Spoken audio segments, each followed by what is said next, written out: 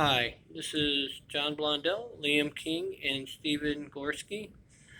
Practical number 1 for the ETM 130 class at SC4 of Port Huron with the teacher Don Ruba for the winter semester of 2023. For this we had to solve a boolean equation and simplify it. And these are the steps we took to do that.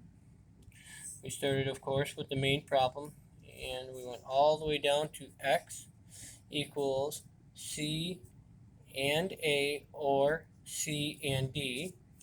We, of course, figured out our truth table, made our input, where we have our 3 inputs, and our program, and our output to our light. And right here is our wiring diagram for how we would hook that up with a syncing PLC, our internals of the PLC, with our black wire, our brown wire, our blue wire, and our blue jumper wire. So over here, of course, we have the sensor that we were tasked to hook up. And if we check on our PLC, when we tap our sensor, we're going to go ahead and tap it here. We'll see it turn on and off. We also wired up 2 controls. We have our buttons are, of course, the green one is C. So that one, once it's on, go ahead and turn it on. And we go ahead and hit our sensor. It turns on and off our light. Now if we just go ahead and push the 2 buttons, it turns on and off our lights also as C and D. Now for our assignment, I do want to point out, and people will probably notice, that we skipped a screw here in our program. That's because one of the tabs are broke and we didn't want our wires touching. Safety first. So basically,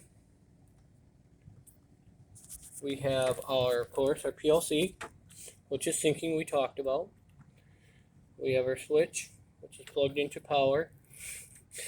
We have our blue wires coming, and they are daisy chained together from switch to switch and with our sensor.